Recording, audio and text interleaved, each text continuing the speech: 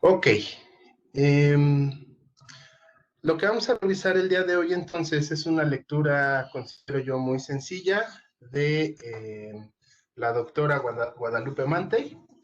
Eh, esto lo estoy haciendo más que nada considero que a lo mejor muchas veces debemos de dar un poquito un paso para atrás para que todos empecemos con la misma idea, ¿no? Entonces, vamos a ver en sí cuáles son los antecedentes históricos del sistema financiero y la razón de ser del dinero o, en este caso, de la moneda. Es importante que hagamos énfasis sobre todo en las características de la moneda, porque en temas ya finales, cuando veamos las nuevas formas del dinero, eh, vamos a tener que estar haciendo eh, retrospectiva a este tipo de cosas. ¿Sale? Ok. Entonces, bueno, Mantei nos explica que la moneda prácticamente se inventó para facilitar el intercambio de satisfactores y nos sirvió como sustituto del trueque. Esto también nos lo menciona Marx en su libro del Capital. Y obviamente, bueno, pues no podemos estar más de acuerdo en que esto fue un gran invento porque conforme iba avanzando el comercio, pues iba siendo más complicado ir haciendo las relaciones de intercambio, ¿no? Entonces, una forma más sencilla de poder hacer esas relaciones de intercambio fue justamente generar un bien, que sirviera, decía incluso Marx, como el medio universal de intercambio, ¿no? Todos los bienes y servicios se iban entonces a contabilizar de acuerdo con estos, con este medio de cambio, ¿sale? Ok, ¿qué características nos dicen que debe tener la moneda? Bueno, pues la moneda debe de tener un valor estable para poder cumplir justamente con esta función de cambio. ¿Por qué consideran ustedes o por qué creen ustedes que tiene que tener un valor estable? Los escucho. Porque si no Porque, lo, perdón, porque si no lo sí, tuviera, ah, entonces la moneda, digamos, no sería aceptada como medio de intercambio y pues eso sería un problema.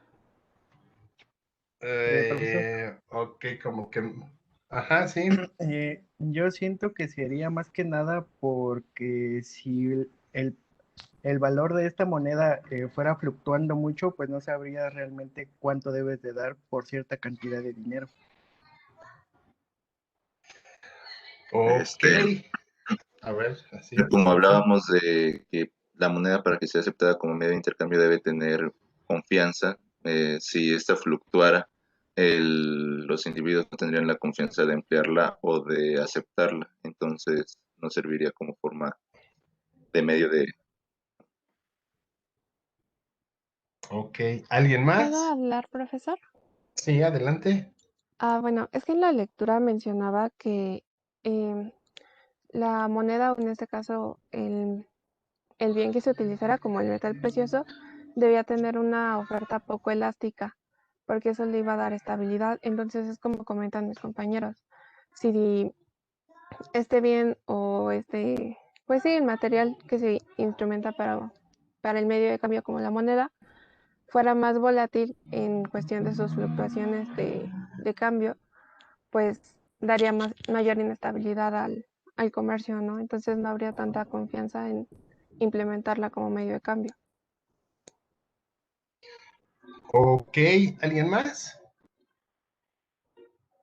Ok, sí, digamos que sí tenemos todos más o menos la idea de por qué es la necesidad de un valor estable.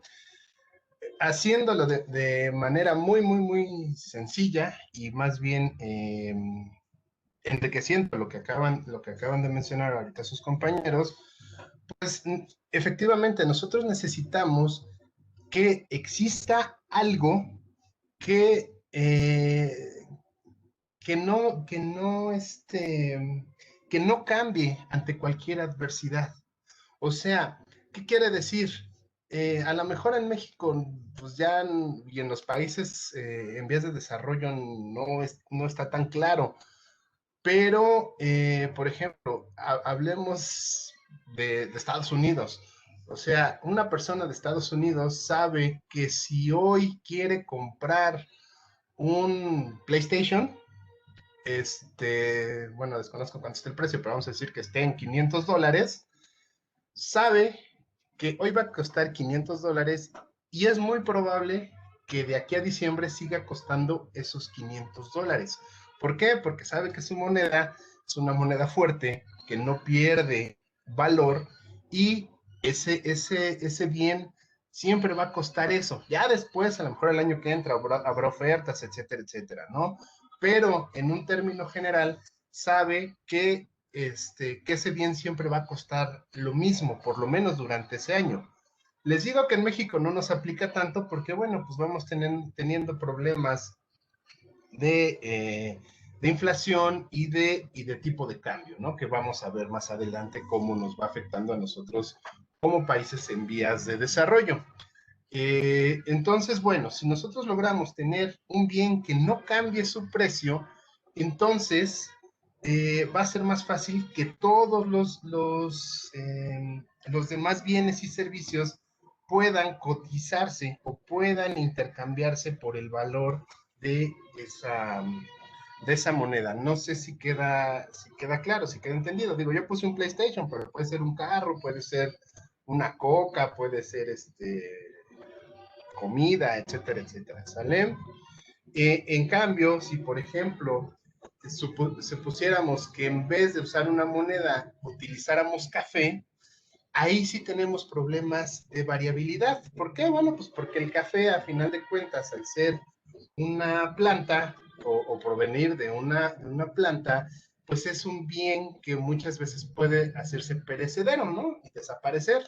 Además, sabemos que el café, bueno, pues como cualquier plantío, depende muchas veces de las estaciones del año, depende incluso de las inclemencias, ¿no? Del clima. Entonces, nosotros no podríamos tener una economía basada en café, que el café fuera nuestro medio de cambio.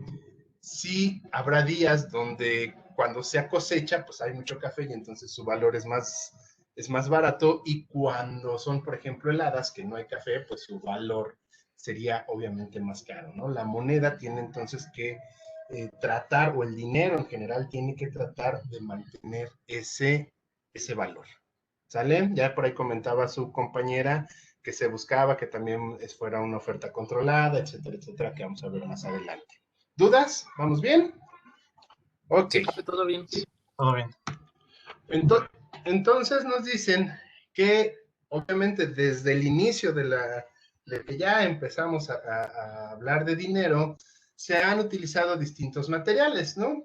Pero ¿cuáles son esas características de esos materiales? Pues tenían que ser durables, homogéneos, maleables, fácilmente portables y con una oferta poco elástica. Ok, vamos a ver estas características. Durables, pues efectivamente. ¿Por qué? Bueno, pues porque esto nosotros debemos de saber que el dinero también tiene esa característica, ¿no? Nos sirve para ahorrar. Entonces, imagínense que el dinero estuviera hecho justamente a lo mejor de tulipanes. Si se me secan esos tulipanes, perdí toda mi riqueza, ¿sale? Entonces, por eso necesitamos que esté hecho, o en un principio, lo que estamos hablando aquí de los orígenes de la moneda y del dinero, se necesitaba que fueran bienes durables, que si hoy lo agarraba y dentro de 5 años lo volvía a agarrar, debía de mantener sus características, no se me tenía que deshacer en las manos o evaporarse o cualquier cosa, ¿sale? Homogéneos, igual, o sea, yo tengo que ver un material siempre sea igual. Yo sé que, por ejemplo, nosotros tenemos los antecedentes en México de que se utilizaban las semillas de cacao, ¿no? Y que esas fueron como que nuestro origen de nuestras monedas. pero conforme fuimos avanzando ya como sociedad mundial, pues obviamente se tuvo que buscar bienes más homogéneos y lo más fácil en ese tiempo y todavía hasta nuestros días para mantener algo homogéneo son sobre todo los metales, ¿no? O sea, los metales, ciertos metales difícilmente van a cambiar sus características, no se van a hacer más grandes, no se van a hacer más chicos, ¿sí? O si lo hacen, bueno, pues serán en condiciones pues prácticamente microscópicas, ¿no? Igual tienen que ser maleables, o sea, tenemos esos bienes, esos materiales, tendremos que poderlos malear para poderles dar forma, la forma que nosotros necesitamos. Y bueno, ya después, como veremos, cuando sobre todo los gobiernos son los encargados de crear el dinero, pues obviamente van a tenerle que poner, diríamos, por ahí su sello, ¿no? Nosotros podemos revisar del Imperio Romano, que justamente fue donde se empezó a utilizar el uso de poner las efigies, ¿no? O las caras del entonces emperador, ¿no? Y hoy hasta nuestros días lo seguimos haciendo en algunas de nuestras monedas, ¿no? Reino Unido lo tienen la cara de la reina todavía, ¿no? E incluso cada determinado tiempo esas monedas se recogen y se les pone una cara más real a la reina que está ahorita gobernando, ¿no? Portables también tienen que ser fácilmente portables, o sea, no podemos decir, ok, nuestra economía se va a basar, aunque por ahí Friedman demostró que sí había economías donde sí ocurría, pero en la mayoría de los casos no podemos decir, ok, nuestra economía se va a basar en piedras de 1 metro de altura, ¿no? Imagínense tratar de mover piedras de ese tamaño o materiales de ese tamaño para poder llevar a cambio los pagos, ¿no? Teníamos que hacerlo pues de una forma que sea fácil de cargar y poderle entregar a alguien más. Y por último, como mencionaba su compañera, de oferta poco elástica. Esto es lo más importante, sobre todo cuando los gobiernos fueron los que se empezaron a apropiar justamente de la emisión del dinero. ¿Por qué de oferta poco elástica? Pues porque imagínense, si la economía fuera hecha de pasto, pues todo el mundo podríamos tener prácticamente una forma de recogerlo, ¿no? Pasto hay prácticamente en todos lados, entonces todo el mundo podríamos ofrecer pasto, pero justamente lo que se busca es que no cualquiera tenga acceso y esté más bien restringido el acceso a ese material. Por eso en un principio se empezaron a utilizar sobre todo en Europa, que era donde más escaseaba, los metales preciosos como el oro y la plata, ¿no? Ya cuando llegaron aquí a América, bueno, pues por eso España se hizo riquísima, porque aquí había grandes yacimientos de oro y plata, sobre todo en México y Perú. ¿Sale? ¿Dudas? ¿Vamos bien? Por el momento no. Todo bien, profe. Ok, vamos entonces a pasar a esta igualdad que de seguro ya han de haber visto en muchos de sus cursos, pero vamos a tratar de desmenuzarla. Fisher, un economista que empezó con mucho renombre a inicios de los 1900 y que después, bueno, pues ya después de la crisis del 29 nadie le creyó, él creó esta igualdad, ¿no? Y nos hablaba sobre el dinero, que ya después esta igualdad se fue cambiando e incluso la escuela de Cambridge llegó a cambiar esta relación de la teoría cuantitativa del dinero. Pero ¿qué nos dice Fisher? ¿Y en qué se basa esta igualdad? Nos dice que del lado derecho de la igualdad tenemos a las transacciones, que sería esta letra T, multiplicadas por el nivel de precios.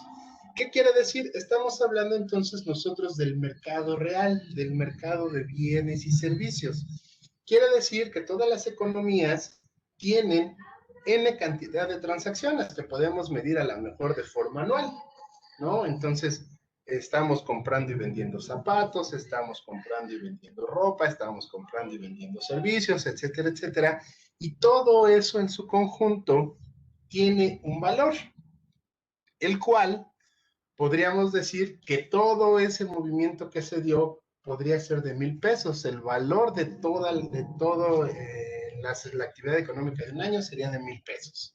Y justamente el precio, lo que nos estaría diciendo sería más que nada la inflación, ¿no? Estaríamos empezando a hablar de la inflación. A lo mejor en el año 1 toda la economía valía 1,000 pesos, pero para el año 2 ya la economía valía 1,200 pesos. ¿Por qué? Bueno, pues por cuestiones inflacionarias, ¿no? Ok, esto es lo que produce la economía.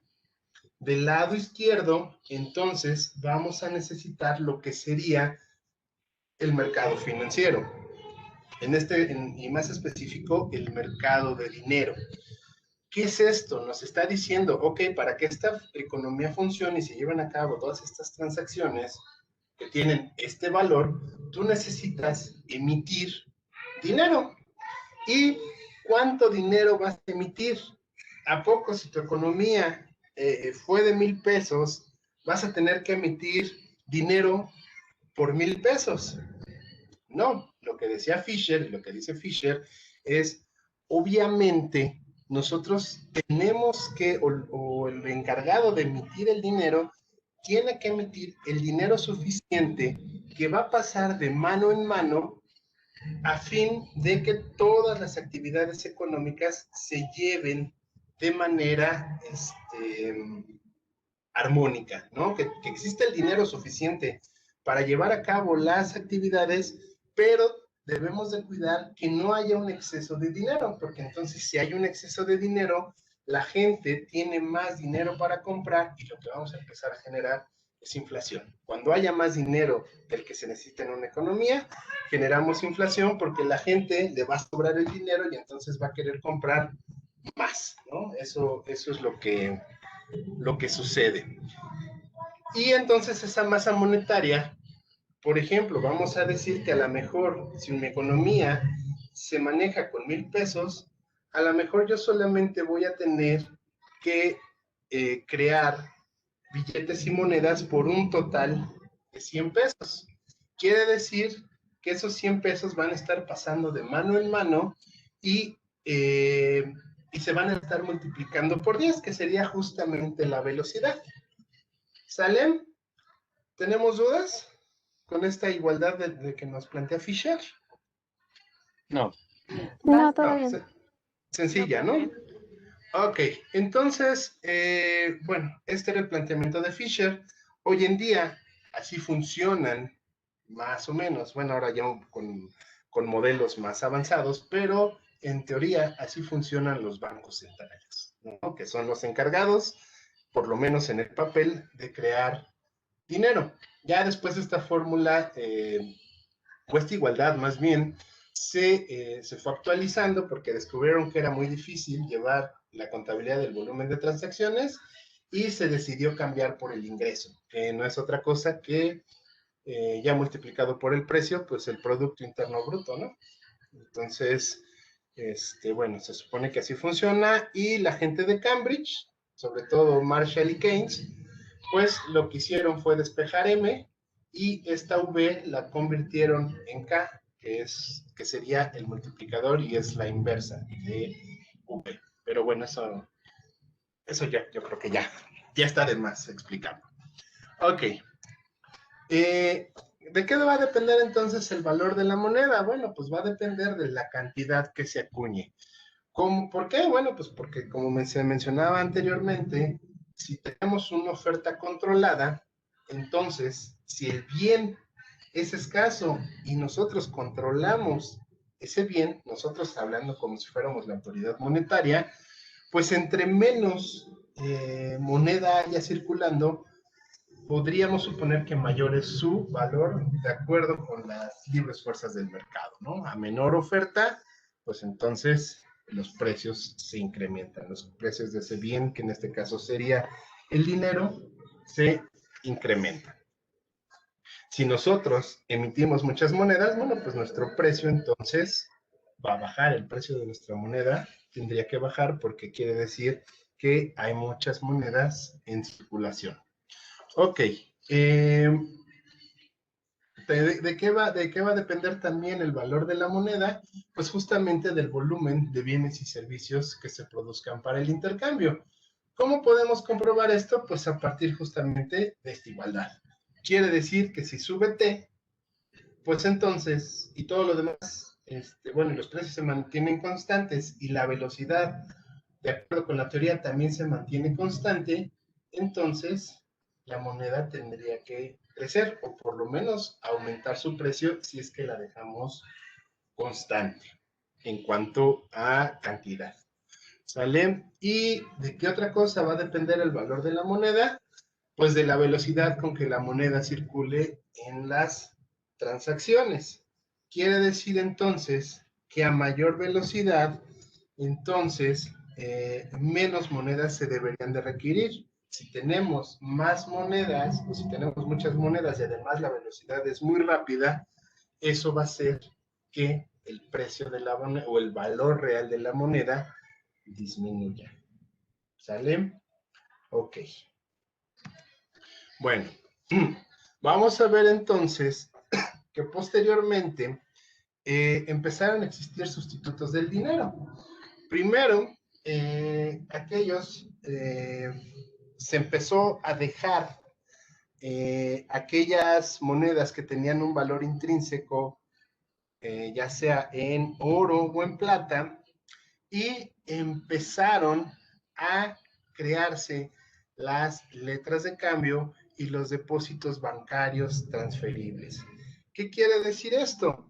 Que bueno, llegó un momento en que ya empezaba a ser complicado para las personas andar cargando monedas de oro, ¿no? Llegó un momento en que ya eran tantas monedas, imagínense ustedes, estar cargando, no sé, 10,000 pesos en monedas de 10 pesos, que es nuestra moneda más grande, ¿no? De denominación más grande. Entonces, pues lo mismo pasó en ese tiempo. ¿Y qué es lo que empezó a surgir? Empezaron a surgir letras de cambios y depósitos bancarios transferibles. O sea, hubo un tercero que dijo, no te preocupes, yo aquí te guardo tu dinero, aquí te guardo tus monedas y te voy a dar esta letra de cambio, la cual tú vas a poder llevársela a la persona que tú quieras y esa persona al recibir esa letra de cambio podrá venir conmigo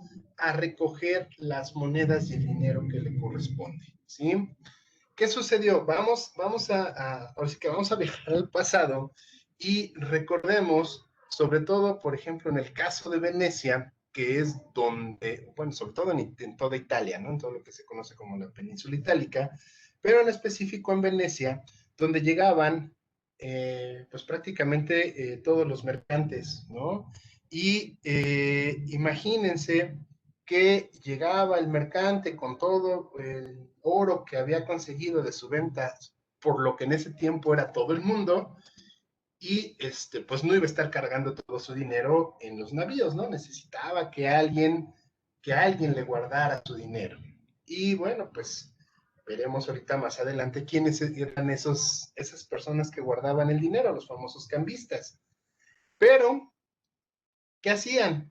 Que llegó un momento en que ya fue más fácil transportar estas letras de cambio o estos depósitos bancarios y pues por comodidad, cuando tenían que hacer algún pago, pues lo que necesitaban solamente era endosar este tipo de documentos y entonces pues la persona que ahora poseía estos documentos era la que podía disponer de esos recursos con el banco o con el cambista que en ese tiempo estaba guardando las monedas o los recursos de esta primera persona. Ok. Tenemos entonces que al principio los templos fueron las primeras instituciones financieras. ¿Por qué? Bueno, pues porque desde que la iglesia comenzó a tener fuerza y a tener poder, pues fueron los encargados de resguardar las riquezas de los ricos, ¿no? Hablemos desde los reyes, los señores feudales, y bueno, de ahí posteriormente, ¿no? Ya a las casas de los nobles, pues eran los encargados prácticamente la iglesia de resguardar esa riqueza. Incluso nos dice Mantei que se tienen casos desde Mesopotamia, ¿no? O sea, desde las culturas más antiguas, pues los templos siempre fueron los encargados de resguardar este tipo de riquezas. ¿Por qué la iglesia? Bueno, pues la iglesia, digo, sin meternos en situaciones de creencia, las iglesias siempre han sido captadoras de, como ustedes quieran llamarlo, de limosnas, de diezmos, de todo tipo de remuneraciones económicas que hace la gente, los creyentes hacen a los templos, ¿no? Y obviamente todo este tipo de recaudación que hacen los templos, incluso hoy en día, pues los obligó a tener o a tratar de perfeccionar la contabilidad de todos los recursos que se recibían. No es en vano que el Vaticano fuera la primera institución que aplicara la contabilidad que hoy utilizamos, ¿no? La contabilidad de la partida doble. Los primeros que la aplicaron fueron justamente el Vaticano, ¿no? Quienes llevaban la contabilidad en el Vaticano, pues por la cantidad de riquezas, de recursos financieros que se reciben y se recibían desde ese entonces. Ok, los templos entonces se empezaron a dar cuenta que había ricos, había nobles que depositaban ahí su dinero y sabían que los ricos o estas personas que depositaban no lo iban a sacar. ¿Por qué? Bueno, pues porque confiaban en que la iglesia iba a tener ahí muy bien resguardados sus recursos. Obviamente, al existir tantos recursos, pues la iglesia tuvo la capacidad de empezar a ofrecer créditos a las personas que lo necesitaban, ¿no? Y entonces, bueno, pues ya se acercaban primero con campesinos, con productores, incluso con otros nobles, ¿no? O con otros reyes, y les decían, ok, ¿qué necesitas? ¿Necesitas dinero para poder, no sé, echar a andar tus cultivos o para comprar ganado? O con los reyes, pues para financiarte una guerra o para financiarte la construcción de un nuevo castillo, etcétera, etcétera. Yo tengo el dinero, yo tengo los recursos, te lo voy a prestar a una tasa de interés y pues ahí me vas a ir pagando, ¿no? De ahí empiezan a surgir los usureros y, y digamos que son el antecedente de nuestra banca, ¿no? Posteriormente, esa cualidad dejó de ser única y exclusivamente de la iglesia y surgen también los llamados cambistas, ¿no? Sobre todo los cambistas se empezaron a instalar por ejemplo, en localidades como Venecia, que era donde yo les platicaba, que llegaban la mayoría de los mercantes, pues de todas partes, ¿no? Y muchas veces algunos llegaban con monedas, pues ya sea de otras naciones o de otros reinos, y necesitaban muchas veces cambiarlas por ejemplo, por la moneda que estuviera en ese tiempo vigente en Venecia. Estos cambistas tenían sus tablas y decían, ok, bueno, pues me trajiste denarios, bueno, pues te los voy a cambiar por esta moneda, etcétera, etcétera, ¿sale? Y obviamente esta relación de cambio, pues como en cualquier casa de cambio, teníamos o manejábamos lo que se conoce como el spread, ¿no? Un precio de compra y un precio de venta, y la diferencia entre el precio de compra y el precio de venta iba a ser la ganancia del cambista. Ok. Además, los cambistas empezaron a darse cuenta justamente de lo que les platicaba hace rato, ¿no? De que ya llegó un momento en que las cantidades que se manejaban con los mercaderes en cuanto a sus metales preciosos eran tan grandes que entonces los cambistas empezaron a ofrecer el servicio de resguardo justamente de sus recursos. Y a cambio les crearon estos certificados de depósito que les comentaba. Ya después estos certificados se empezaron a endosar y entonces, bueno, pues ya el mercader que tenía un certificado ya se lo endosaba y se lo daba a otra persona y le decía, ¿sabes qué? Pues yo ya me voy, pero ahí te cobras con el cambista, este te debe, ¿no? O lo que yo te debo. Y con eso, pues digamos que empezamos a tener los primeros documentos transferibles que, que ya dejaban de tener en sí un valor intrínseco. ¿Qué más ocurre? Bueno, pues lo que les he mencionado. Los cambistas también se dieron cuenta, así como se dieron cuenta en los templos, también se dieron cuenta que existía una baja probabilidad de que los mercaderes retiraran toda su riqueza. Llegó un momento en que habían atesorado tantas riquezas los mercaderes que iba a ser imposible que la retiraran toda. Entonces, pues eso permitió que los cambistas pudieran arriesgarse y extender créditos a personas que los necesitaban. ¿Hasta aquí alguna duda? ¿Vamos bien? Por el momento vamos Todo bien. bien, profe. Gracias. Ok, vamos bien. Ok, entonces empezamos a ver ahora que ya con estos certificados surge la primera, no sé si podríamos decir la primera relación de dinero fiduciario.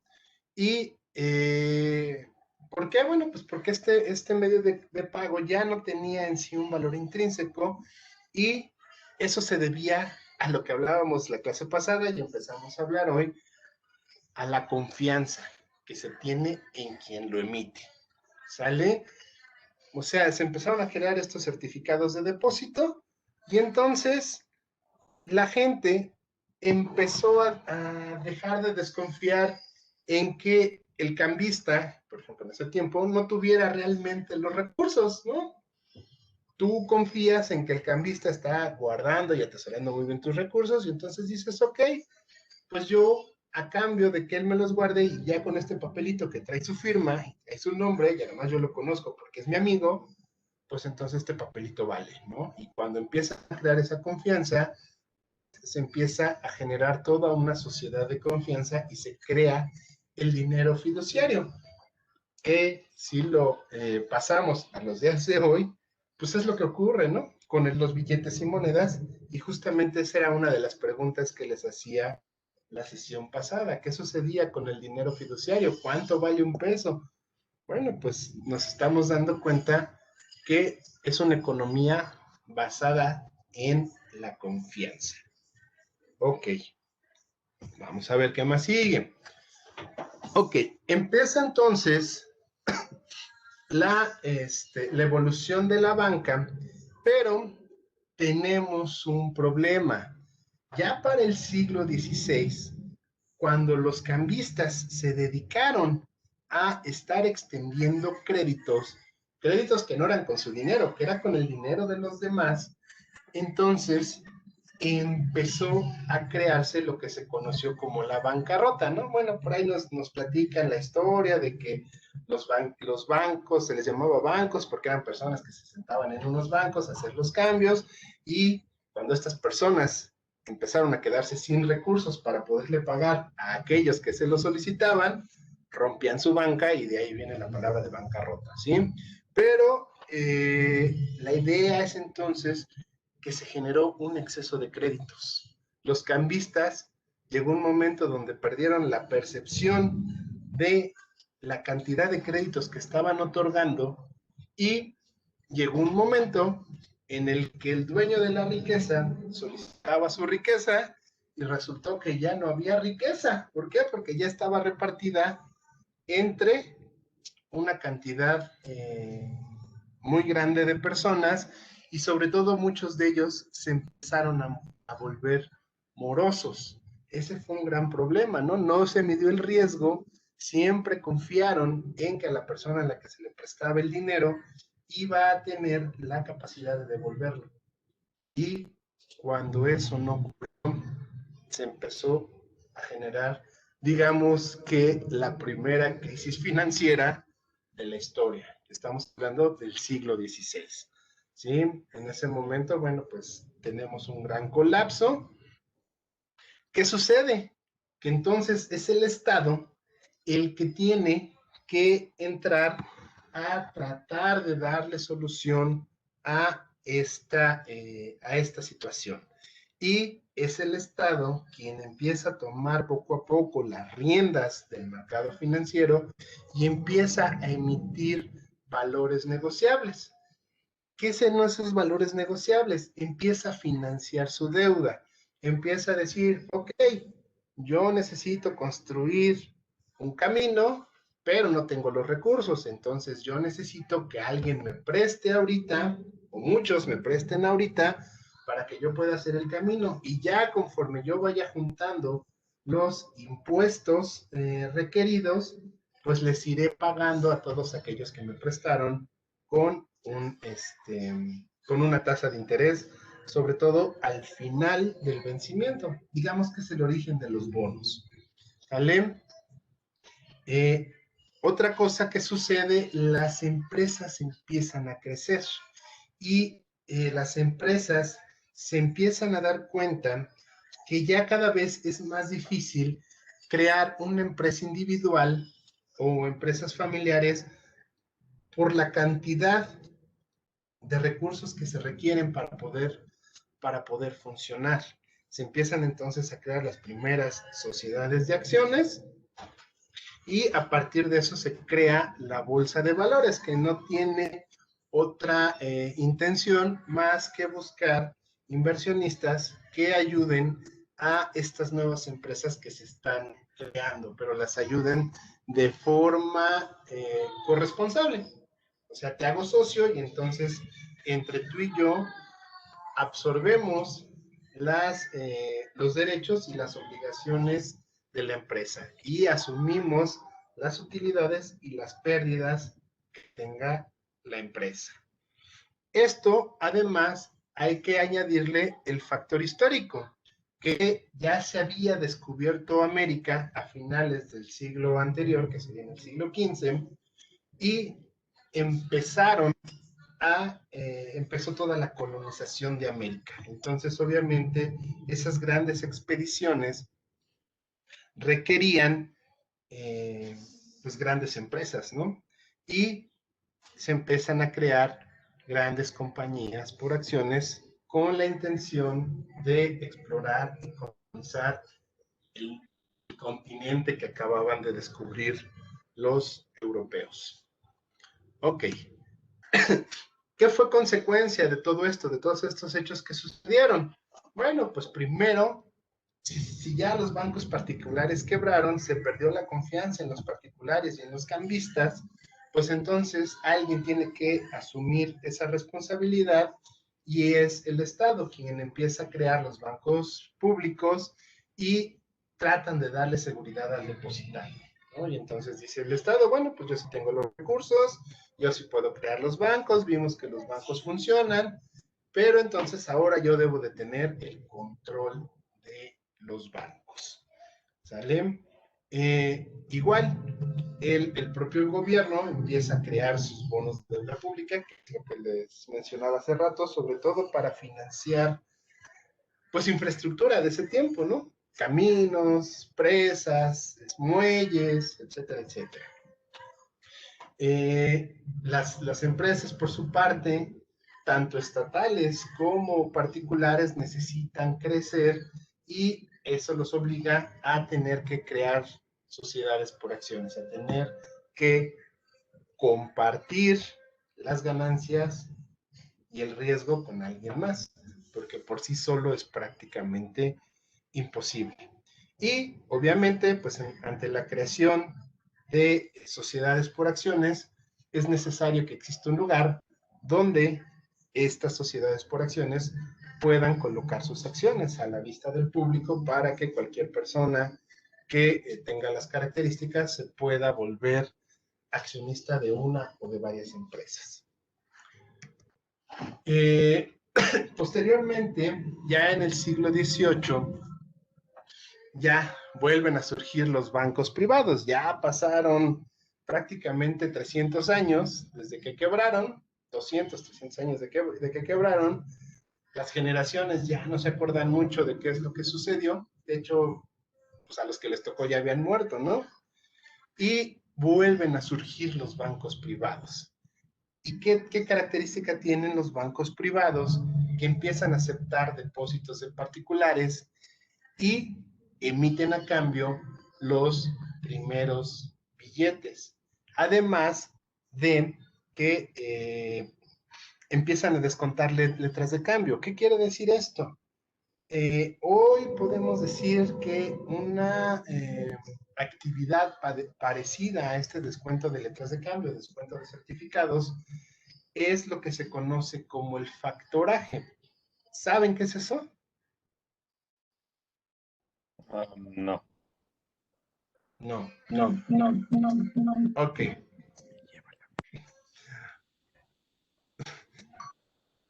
Ok. El factoraje es, hoy en día, vamos a suponer que ustedes tienen una empresa y le venden a otra empresa, no sé, un lote de productos, el que ustedes quieran, pero se la venden a crédito. Y el crédito, ustedes con tal de venderla, lo dieron a 6 meses. Pero resulta que van en el mes 2 y obviamente todavía no les pagan la factura, pero ustedes necesitan la liquidez. Es un contrato tan grande que ustedes necesitan la liquidez. ¿Qué pueden hacer hoy en día? Hoy en día ustedes pueden acudir a, ya sea, ay, se me fue este nombre. Bueno, ahorita lo recuerdo. Hay una institución en México, pero también hay empresas particulares de factoraje y llegan con su factura y les dicen, ¿sabes qué? Tengo esta factura que hay que cobrar dentro ya de 4 meses, ¿no? Yo le di crédito por 6, pero todavía me faltan 4 para poderle cobrar a esa persona la factura. ¿Qué hacen las empresas de facturaje? Dicen, ok, a ver, ¿por cuánto es tu factura? Por 1,000,000. Ok, yo ahorita te doy 700,000 pesos y tú me endosas la factura. Yo me encargo de cobrarle la factura a esa persona. Obviamente, la ganancia de la empresa de factoraje es justamente el diferencial entre el 1,000,000 que va a cobrar y los 700,000 que en ese momento le va a pagar a la persona que le lleva la factura, ¿sí? Algunos dicen que no es muy justo, pero bueno, pues hay veces que uno está ahorcado y necesita el dinero o la liquidez de forma inmediata y no puede esperar tanto tiempo. Ok, eso se hace hoy en día sobre todo con facturas, por eso se llama facturaje. Pero estamos hablando ahora del siglo XVIII, de que los bancos privados lo que empezaron a hacer es justamente a descontar esas letras de cambio que tenían una vigencia posterior de cobro, ¿no? Entonces tú ibas con tu letra de cambio que a lo mejor se vencía dentro de 2 meses y el banco te la aceptaba, obviamente pagándote menos del valor de esa letra de cambio. ¿Sale? ¿Vamos bien? Ok. Ya para el siglo XIX y XX, ¿qué es lo que sucede? Que pues ya otra vez los bancos particulares empiezan a tener, ya otra vez empiezan a adquirir confianza. Obviamente pues aprendieron de lo que sucedió por ahí del siglo XV, siglo XVI, cuando quebró el sistema financiero y empiezan a manejar más el riesgo, ¿no? Aprenden a ya no darle tanto crédito a las personas, ni darle crédito a personas que no se los van a reponer, ¿no? Y esa aceptación, esa confianza que se gana en los bancos particulares, obviamente empieza a desplazar la confianza que había adquirido el gobierno con los bancos públicos. Incluso los propios gobiernos empiezan a darse cuenta, o más bien no le ven todavía como que una buena finalidad tener un banco, mantener un banco. Entonces ceden ante los bancos privados, y los bancos privados son los que vuelven otra vez, ya como instituciones, a, a llevar las riendas del sistema financiero. Y obviamente empieza a resultar más fácil para todos los depositantes llevar billetes del banco, billetes emitidos por el banco, que estar utilizando las monedas metálicas, como sucede hoy en día, ¿no? Hoy, si tú, por ejemplo, tienes que llevar 500 pesos, es más fácil que agarres, bueno, si tienes la posibilidad de escoger entre uno y otro, es más fácil que agarres un billete de 500 pesos, lo guardes bien en tu cartera, en tu bolsa, donde sea, y lo lleves a donde lo tienes que llevar, que estar cargando 500 pesos en monedas de 10 pesos, ¿no? Es más cómodo, es más rápido, es más sencillo. Lo mismo sucedió aquí. La gente empezó a tener más preferencia por esos billetes que emitían los bancos privados que por la propia moneda metálica que emitía el gobierno. ¿Sale? Después, bueno, por ejemplo, en el caso de México, lo que tenemos a partir de, bueno, más bien casi a finales de 1800, estamos hablando por ahí de 1870 y algo, 80 y algo, de hecho surgen dos bancos importantes, particulares. Uno de ellos es el Banco Nacional Mexicano y el otro es el Banco Mercantil de México, me parece. Y son bancos que están haciendo esto y prácticamente se vuelven, al ser bancos tan grandes, se vuelven los bancos del gobierno. Son los bancos que le prestan al gobierno y que le sirven al gobierno. Sobre todo debemos de empezar a ver que ya para 1800, ya cercano más bien a los 1900, empieza a darse ya con más auge el comercio internacional y los préstamos internacionales. Entonces, por ejemplo, en el caso mexicano, con el propio Porfirio Díaz, que tenía la intención de modernizar al país, pues obviamente empieza a adquirir créditos del extranjero, sobre todo de Francia, y Francia, para poderle mandar recursos, le solicitaba que existiera un banco en México. Entonces, bueno, el propio Díaz ayuda a la creación del Banco Nacional Mexicano, y es por ese banco por el cual el gobierno empieza a recibir los recursos, y a través de ese banco la gente puede también empezar a hacer el pago de sus impuestos. Posteriormente, tanto el Banco Nacional Mexicano como el Banco Mercantil de México se fusionan, y antes, no recuerdo bien la fecha, pero un poco antes de 1900, se crea el Banco Nacional de México, que después nosotros lo conocimos como Banamex. ¿Sale? Y ya desde ahí, pues siguió hasta lo que ahora es Citibank. Pero, ok, en ese tiempo, entonces es, en el caso mexicano, el Banco Nacional de México, el cual se encarga de emitir los billetes, son billetes particulares. Sin embargo, posteriormente, los gobiernos se empiezan a dar cuenta que no es muy conveniente que los bancos sean quienes emitan los billetes, y algunos de estos gobiernos empiezan a prohibirlo.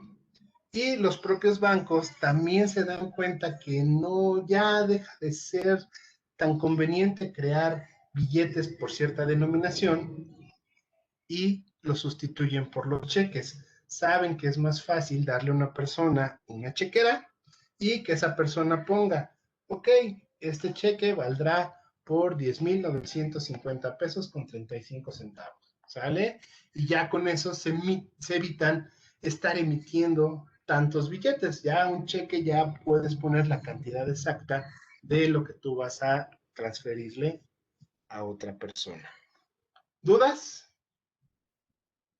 ¿Vamos bien? Por el momento, Digamos que no. Todo bien, profe. Vamos bien. diríamos que entonces los cheques son la primera innovación financiera que tendríamos ya en el siglo XX, ¿no? Y hoy todavía lo llegamos a utilizar. Parece ser que ya están en posible desaparición, pero bueno, pues ahí sigue todavía el concepto del cheque. Ok. Ya a partir entonces del siglo XIX, pero ya sobre todo del XX, podemos empezarnos a dar cuenta, o se empiezan a dar cuenta, sobre todo los estudiosos de este tema, que las fuentes para crear dinero van a ser prácticamente 4 tipos. Primero, la reserva de metales preciosos. Y ya después, hoy en día, pues incluso la reserva de divisas, ¿no? Nosotros sabemos que, por ejemplo, en el caso del Banco de México, sí, Banxico, pues tenemos una reserva de metales preciosos, pero también tenemos una reserva de divisas, ¿no? Y a final de cuentas, esa reserva va a ayudar a Banxico a darle cierto valor a al peso, ¿no? En el caso de nosotros. Otra forma de crear dinero va a ser a partir del crédito que van a ofrecer los bancos comerciales. ¿Cómo? Muy fácil.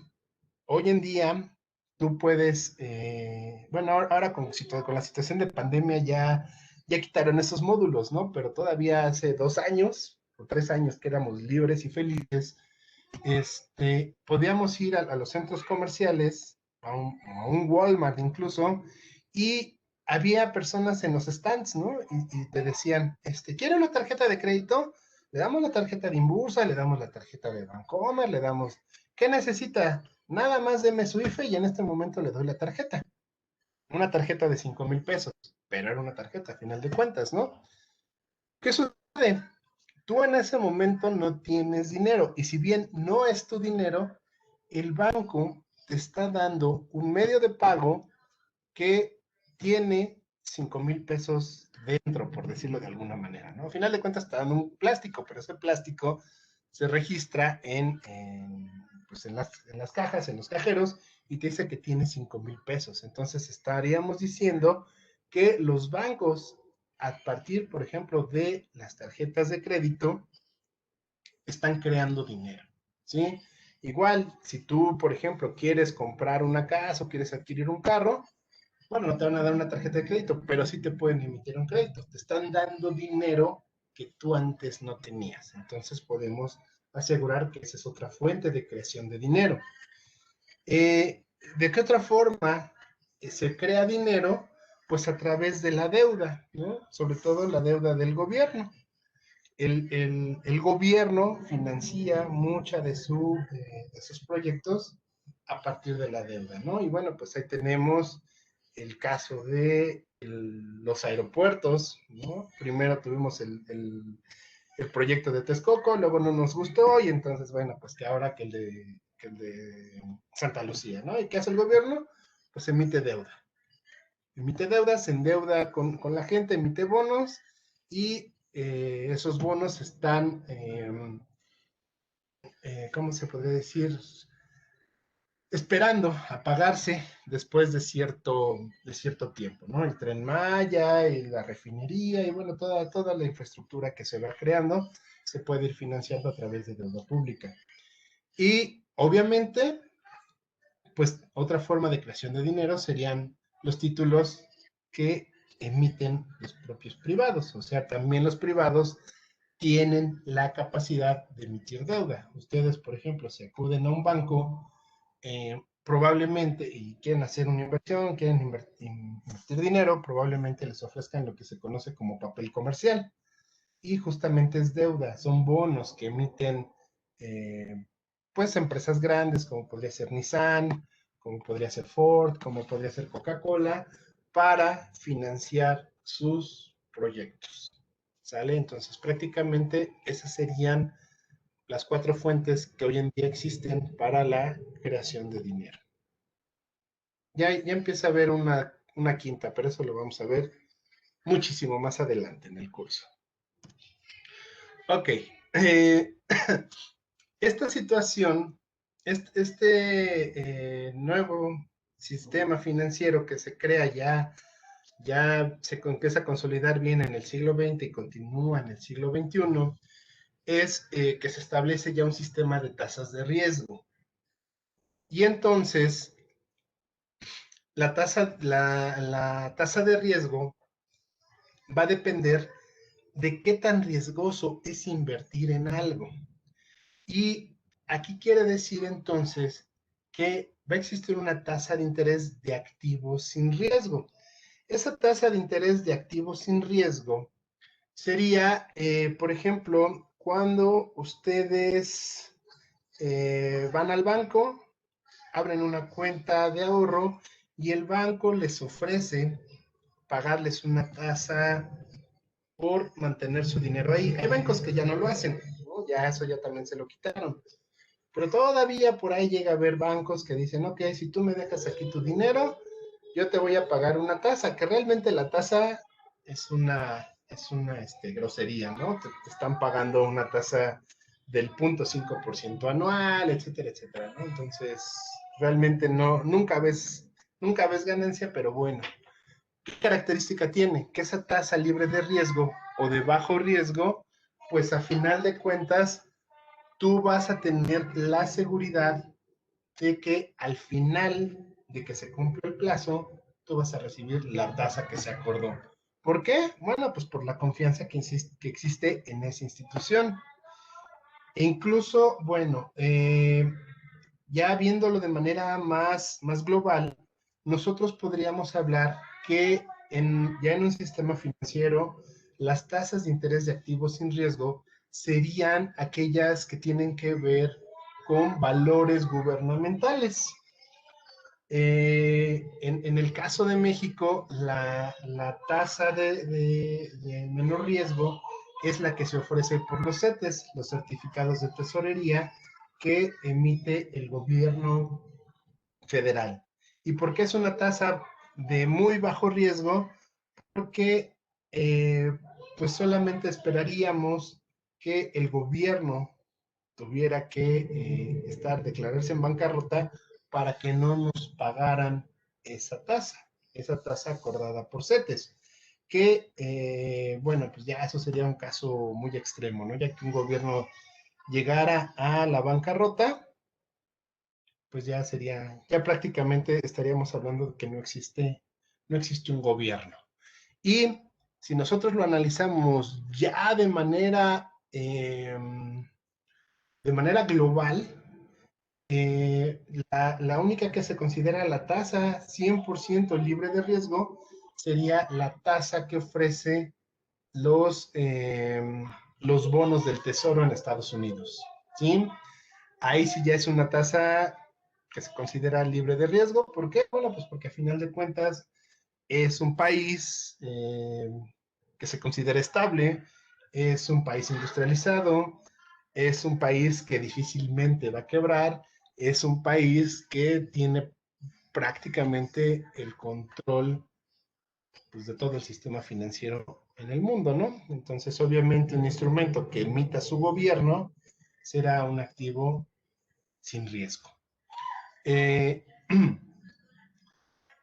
Del lado del extremo derecho, tendríamos nosotros que podemos considerar la tasa de ganancia de una empresa como la tasa de mayor riesgo. ¿Por qué?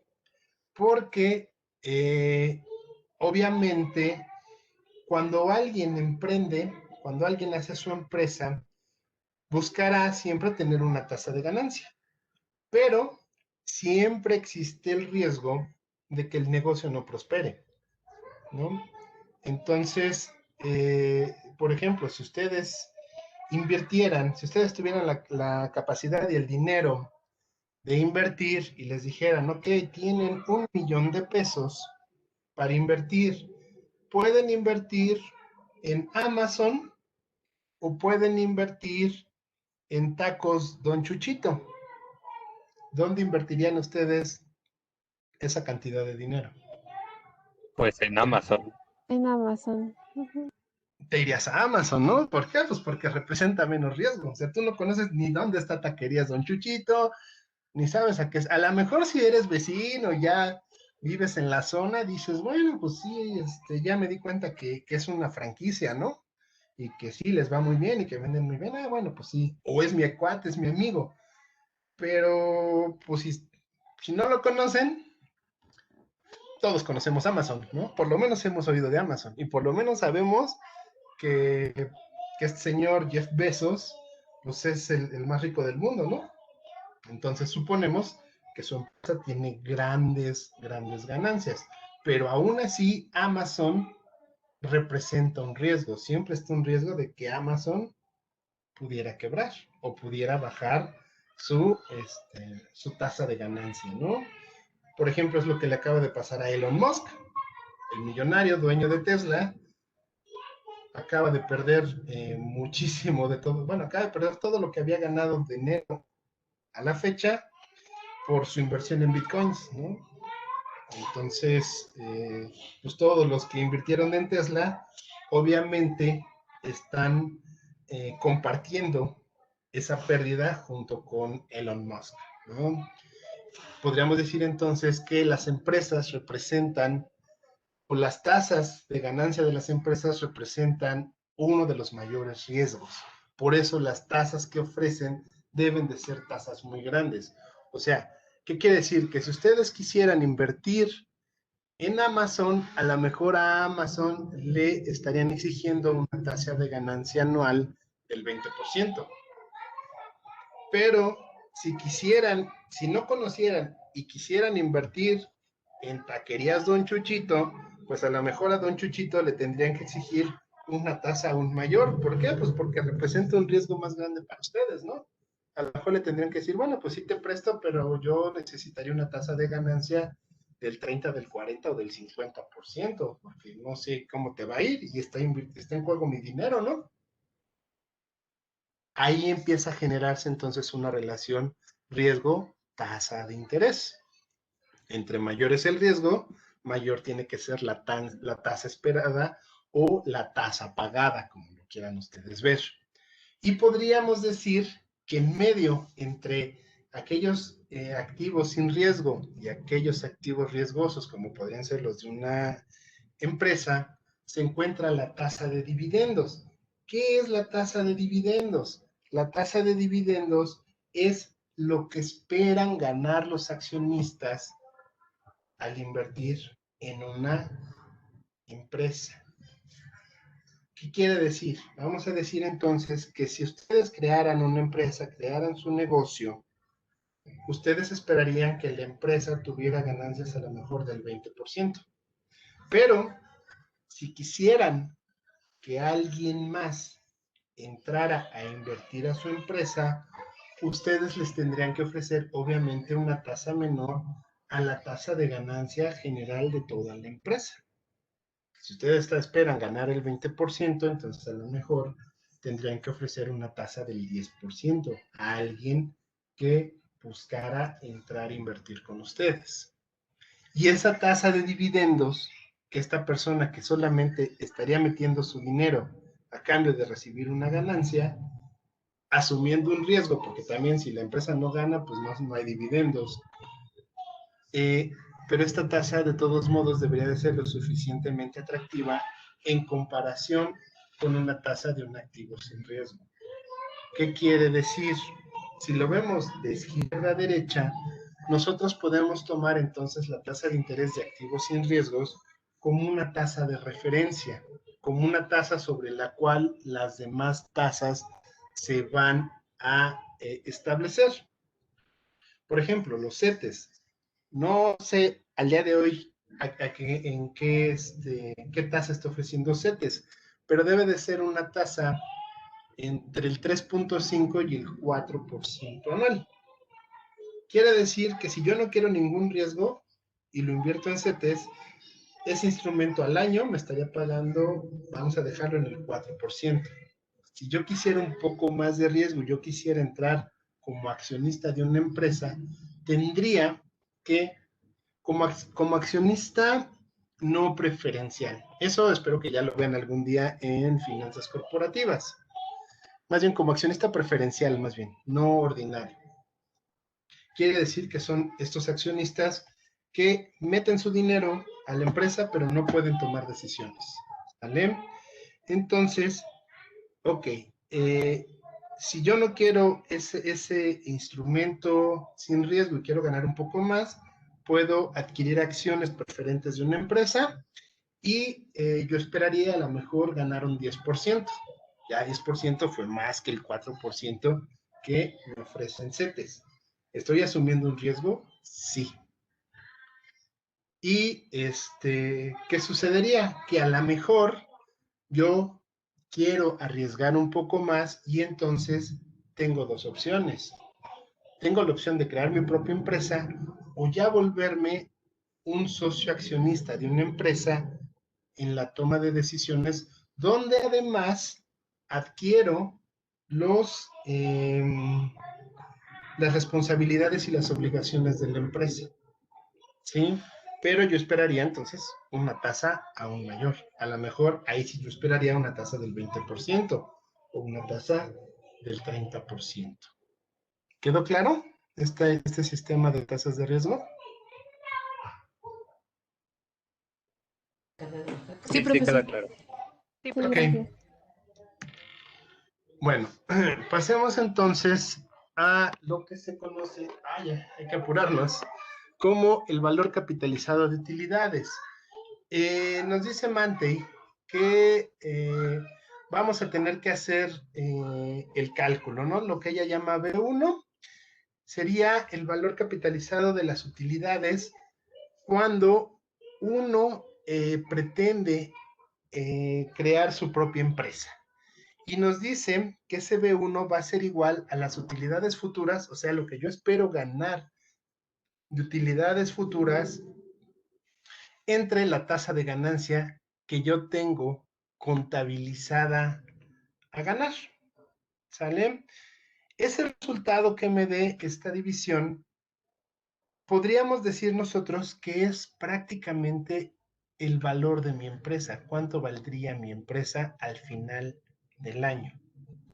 Quiere decir que si, por ejemplo, no sé, se me ocurre, déjenme sacar la calculadora para no estar haciendo, se me ocurre que yo voy a ganar 3,000 pesos como utilidad al final del año y mi tasa de ganancia es del 10%, quiere decir que el valor capitalizado de las utilidades sería de 30,000. Quiere decir que entonces mi empresa al final del año debería de valer en el mercado 30,000 pesos. ¿Sí? Eso es viéndolo desde desde el lado de un solo inversionista, un solo socio. Nos dice también que ya cuando se crean las empresas por acciones, sobre todo cuando ya llegan accionistas de cualquier lado, cuando nuestras acciones ya son públicas, entonces ahí para poderlo contabilizar, tendríamos nosotros que dividir las utilidades futuras, lo que nosotros esperamos, entre la tasa de dividendos que se le va a pagar a los accionistas. Ya hace rato vimos que la tasa de dividendos tiene que ser menor a esta tasa de ganancia o R minúscula. Vamos a suponer que entonces yo espero también ganar 3,000 pesos de utilidades a finalizar el año, pero mi tasa de dividendos es menor, vamos a decir que es del 5%. Entonces, obviamente, la capitalización de mi empresa va a ser más grande. Quiere decir que al final del año, el valor de mercado de mi empresa va a ser de 60,000 pesos en este ejemplo, y lo que quiere decir es que obviamente es más atractiva mi empresa en el mercado. ¿Por qué? Porque quiere decir que entonces hay más personas que están dispuestas a confiar en mi empresa y eso lo empieza a hacer más atractivo. Ok, bueno, lo que les comentaba, entonces B1, dependiendo del caso en el que estemos hablando, B1 o B2 podrían considerarse el valor de mercado de la empresa, que en términos muy prácticos, si nosotros quisiéramos vender una empresa, primero tendríamos que tomar o comprar incluso una empresa, tendríamos que tomar como punto de referencia justamente este B1 o este B2, el valor de mercado de la empresa. Yo ya sé cuánto vale mi empresa, entonces a partir de ahí yo trataré de venderla a un precio más alto. O si yo la quiero comprar, ya sé cuánto vale, más o menos, y a partir de ahí yo empezaría a negociar, obviamente, un valor más pequeño en el caso de que yo quisiera comprar una empresa. Pero lo importante de todo esto tiene que ver sobre todo con los promotores de sociedades por acciones, que obviamente esto lo empezaron a tomar, esta función la empezaron a tomar los bancos comerciales. Ellos se dieron cuenta que cada vez era más difícil que una empresa individual se mantuviera por las condiciones de los mercados, por las necesidades, por los crecimientos de las demandas, por la propia competencia, y empezaron a hacer y a transformar a las empresas individuales en sociedades por acciones. ¿Y cuál era la intención de los bancos y ya después de particulares que se empezaron a dedicar a esto? Pues apropiarse de la diferencia que existe entre el valor de una sociedad por acciones versus el valor de una sociedad individual. ¿Sale? ¿Por qué se da esto? Bueno, nos dicen que existen dos razones, o podemos nosotros inferir dos razones al menos. La primera es que los bancos van a buscar ganancia en el diferencial entre B1 y B2. Transformar una empresa